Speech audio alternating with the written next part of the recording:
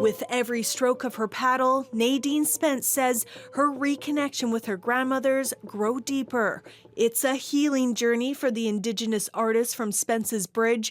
Both her grandmothers died on Vancouver's downtown east side. Whatever trauma that the grandmothers had went through, or my mother, or any of the women, or my father as Indigenous people, I'm collecting it through this journey to, in some sense, to repair the wounds that they had as children.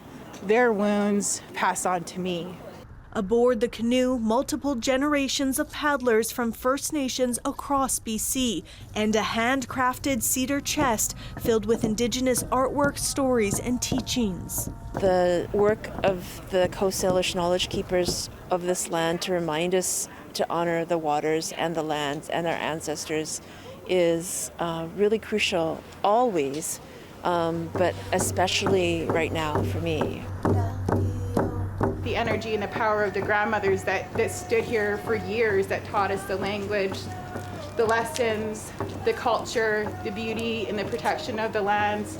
The canoe journey replicates the migration and life cycle of wild salmon. So far, this chest has traveled to more than 14 First Nations communities, collecting letters and messages of healing and reconnection along the way. This journey on the canoe and following these threads, these pathways that have been followed for many millennia or however long, it's important to bring that energy back, especially to this place that has been a gathering place in history and is opening up that dialogue again.